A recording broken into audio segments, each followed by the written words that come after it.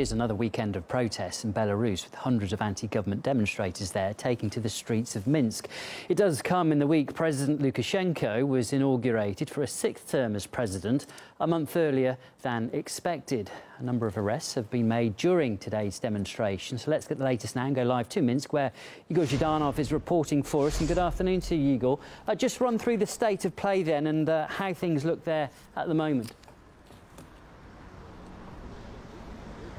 Well, Andrew, this is the first weekend since the inauguration of Alexander Lukashenko here in Belarus. We are in the Belarusian capital in Minsk, and right now, Saturday is the weekly event, the Women's March. All women who disagree with Alexander Lukashenko, who do not recognize him as their president, they have decided to make a show in the center of the Belarusian capital. Now, there's not much going on behind me, but that's because I can't go live from the crowd. There's simply no connection. But this is the so-called Victory Square. It's Victory Day Square, commemorating the defeat of the Nazi Germany back in 1945, and it was one of the venues, one of the places where women were supposed to take their march to. You can probably see behind me the square has been cordoned off by the police, by the special forces in full riot gear, and right now it doesn't look like this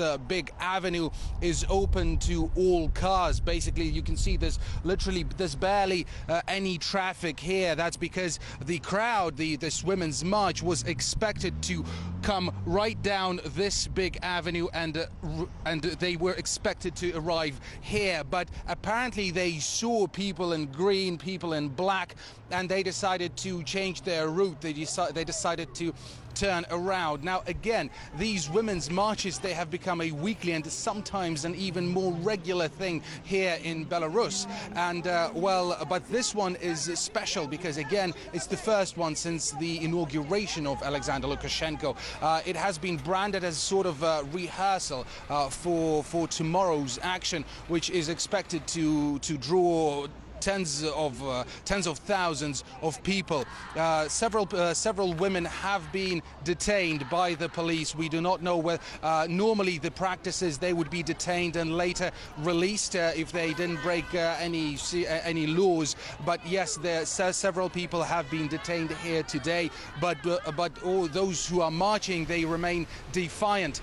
They try to get scattered, and whenever they get scattered around, they regroup and emerge in new areas. And well, the weather is absolutely fantastic today, so I do not expect them to head home anytime soon. I will be following the protests and bringing you all the latest.